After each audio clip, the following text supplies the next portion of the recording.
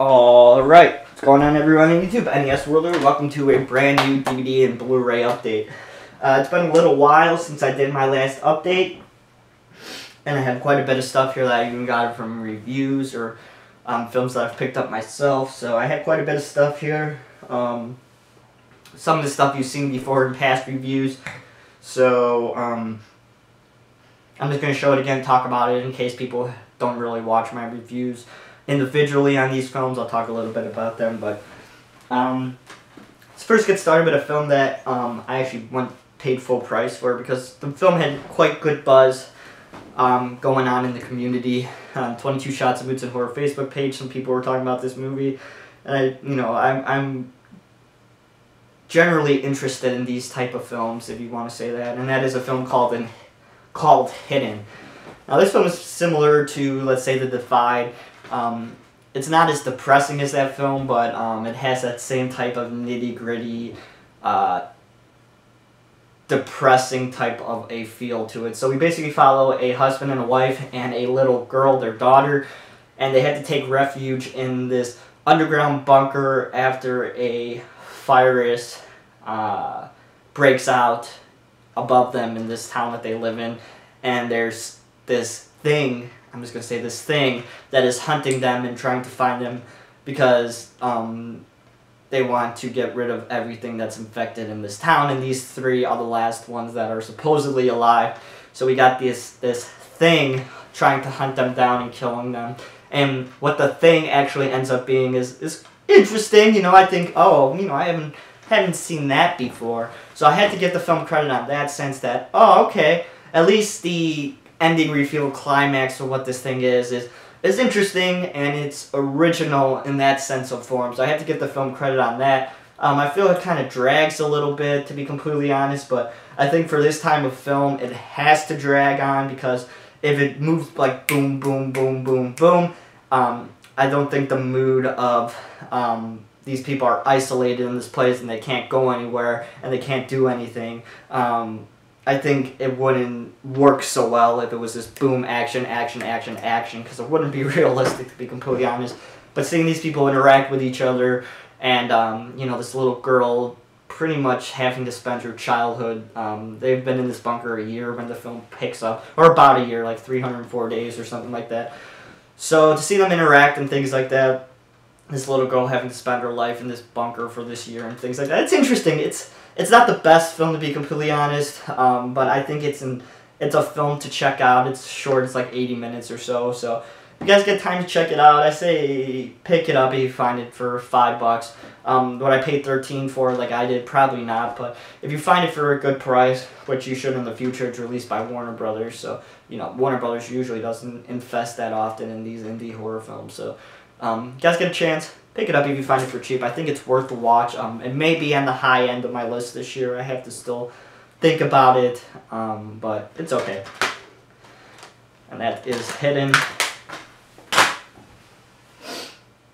I think I could show this cover. There's nothing too bad on here. We got Chasing the Muses. This was sent to me by Artsploitation Films. This is a documentary about a French adult filmmaker, and just follows him. He's an older gentleman, and it just follows his making of his next film, and it has one of his original main films on here as well. So this is a different kind of release that Artsploitation has released. They haven't really released a documentary like this in the past, but it's a really interesting documentary for them to release right off the bat, to be completely honest. It's an interesting topic, I have to say, to see this adult filmmaker from France and his career and how he still gets these young ladies to work on his movies and all that. So it's French, and you guys know me with my French movies. I really enjoy French films. So, and you know me with my documentaries. I really enjoy documentaries as well. Pretty much anything documentary I'll watch. So, I was gonna watch this either way. So, you guys get a chance, pick it up. It's like as it says on the back, part documentary, part art house film, and part adult film. That's pretty much what this film is. So it's a really interesting release by by artsploitation, that's for sure. It's something that they really haven't dabbled in very often, or not at all, to be completely honest. So that's a cool release from them. Alright, let's get to a few family video pickups. Finally picked up Let Us Pray, released by Dark Sky Films. I've heard really good things about this movie. This is from this year, so I have to try and get to this by the end of the year, hopefully. But I've heard really good things about this. I know JP talked about this on the podcast. Or he talked about it somewhere. I think he talked about it on the podcast. We review so many films, it's hard to remember what movies we've talked about and what films we haven't. But I've heard really interesting, good things about this film, so I'm curious to finally check it out. Dark Sky, they usually release some good stuff, and for $1.50, I'm excited to check this one out finally. Let Us Pray.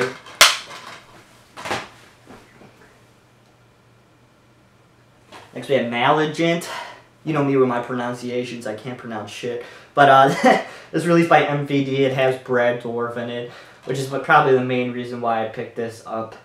But for $1.50, I think I'll give it a watch maybe someday down the line. I just have so much stuff to watch right now. But mainly because of Brad Dourif, I picked it up, and we'll see what it is when I get to it. But it could be interesting. If you guys seen this one, let me know if it's shit or if it's good or whatever. It's one I've been eyeballing for a little bit now at Family Video, so I figured, I'll give it a shot now, so we'll see. Mad doctor, scientist type of story.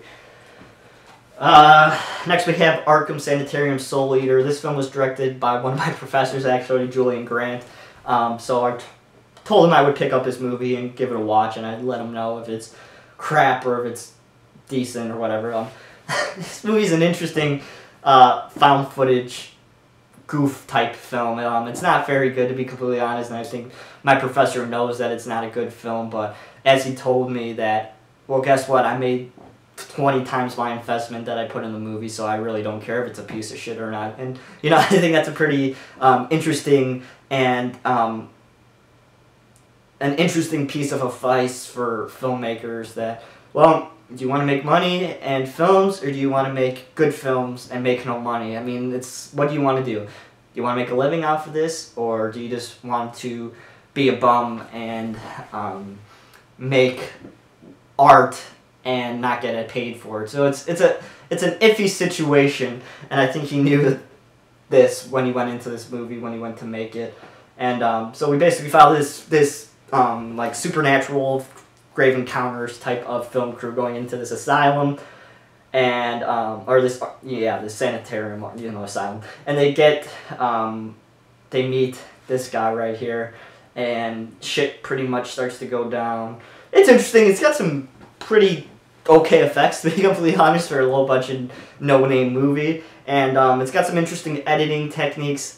I'm not just saying this because I'm kissing my professor's ass. It's truly my opinion on the film. It's got some interesting editing techniques in the film. It cuts between this stock footage type of material and stuff going on in the movie. It's interesting. So I got this at Family Video, actually. I told him that. So if you guys find it for cheap, I would say pick it up. But otherwise, if you VOD it, that's probably okay also. But I wouldn't run out right now and buy it. But like he said, I made money, so I really don't care. A Murder in the Park. I did a review on this film. This is an interesting documentary about a guy named Anthony Porter who was sentenced to the murders of these two individuals in a Washington Park neighborhood in Chicago, and he was released because they thought he was wrongly convicted, but he was actually guilty, and this guy went to jail that shouldn't have went to jail. Listen to my review on this. It's a really interesting and well done documentary, so I recommend it if you guys get a chance to check it out. This was sent to me by IFC, so listen to my review. It's interesting. It's a really interesting documentary. We have A Plague So Pleasant. This was sent to me by Wild Eye. I haven't got around to watch this, to be completely honest, but this is going to be the next one that I get to watch. So stay tuned to a review on this one on my channel. But I've heard interesting things about this one. It's an interesting zombie film, so we'll see what's going on with this one. But I'll get to it really soon. It's definitely my next one on my pile to watch. So A Plague So Pleasant. It's supposed to be an interesting low-budget zombie film from Wild Eye. How am I doing on time? With this new camera, I can only record. Okay, I have 10 minutes. I'm going to have to splice this together for sure, because I still have a ton of stuff left to go. So, let me see what time it is. So so I remember not to be speaking. I know when the camera's about to end. Alright, next we have the 7.5. This was sent to me again by IFC. I did a review on this. This is an interesting bad cop type of a film, dirty cop, in New York City in the 75th precinct in New York. It's a really fun and entertaining film, to be completely honest. Watch my review on this one if you guys want to hear more about this one, but it's interesting, and I'd say check it out. Alright, another one that was sent to me by Artsploitation. We got The Summer House. Oh man, this movie had potential, but I definitely found it to drag quite a bit. I know JP and Moods like this a lot more than I did, but we followed this guy Marcus. He is a bisexual man who's in an interesting relationship with his wife and his daughter, and this guy, I think, he's pretty much still in the closet to his wife, but he has a boyfriend or a boy toy, whatever you want to call it, that he engages with these bisexual tendencies, and then he meets this 12-year-old boy, and that's where the film could be semi-fucked up and could be interesting, but the storyline between him and this 12-year-old boy really doesn't go anywhere. There's some interesting, uncomfortable scenes between him and the 12-year-old kid, but it's not really as much as it could have picked up to be. I find this one just average, to be completely honest. It has potential to be something interesting and something good, but I think it just falls flat. It's kind of boring and it really drags on. I know I say that a lot, but this movie, I think it really drags on quite a bit and it doesn't really go anywhere. Like I said, I think Moods and JP have a different opinion about this one than I do, but I mean, the acting is good. The wife of this guy, Marcus, she's definitely the highlight of this film. She does a really good job. Marcus, I think he's okay. He's not really that good. And the two kids, the daughter and the other 12-year-old boy that this guy has an attraction to, they're okay also. It's not anything really special, but this was from Germany, so if it sounds interesting to you, pick it up. I don't see myself watching this one again, to be completely honest, but of course, not every film is for everybody. I just want to say that right off the bat. So just because I don't like something doesn't mean that you probably won't like it and find something interesting about it. So if you guys like Artsploitation, you know, it's a great release like they always do. So maybe I'll break this up into 2 parts. We'll see. How am I doing? 7 minutes? Okay. Oi. Next we have Hangar 10. This is the last IFC Midnight release, solo from IFC. As you guys know, everything now that's going to be released is going to be through Scream Factory and IFC together. So this is the last IFC Midnight release. I had to pick this up. I picked this up. I didn't get this sent to me to review. So I haven't got around to watch this one yet. I've heard some iffy things about this one, so I'd be curious to grab this one. I was interested to grab this one and check it out. So this thing is from 2015, so I'll get to it by the end of the year. But yeah, this is Hangar 10, the final IFC Midnight solo release that they've done as of now. You know, we'll see where their Scream Factory and their Scream Factory collaboration goes to, but this is it for now. Oh wait, some more family video pickups. We have Asylum. This is an After Dark original film. You know me with anything with the Asylum or Asylum in the title, I'm going to pick up. Haven't got around to watch this yet. But it was $1.50. Had to grab it. I'll get around to it. It's from this year. So once again, I'll get to it before the end of the year. We have The Drownsman. This was released by Anchor Bay. Also from this year. I've heard some iffy things about this one. It's definitely had mixed reviews that, oh, it's good, but then you got on the other side that, oh, this movie's crap. So I'll be curious to see if this one is iffy or is it good or what's going on with this one. So The Drownsman, I've heard it's just one side of the spectrum or the other, so we'll see. And finally, for the DVDs, we have Spring. This is another Anchor Bay Draft House Films collaboration. I've heard really, really fantastic things about this film. That it's beautiful and it's really, really original and fresh. I'm really, really interested and excited to check this one out because I think it may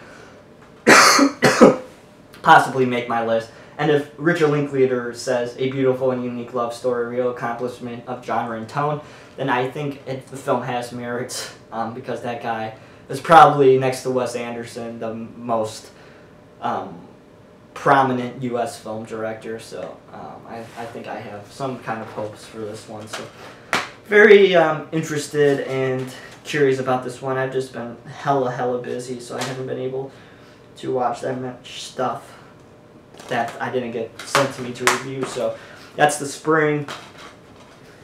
So I'm going to cut the video right now, and we'll come back and we'll get into the Blu-rays. So I'll talk to you guys in a little bit. See you guys in a second.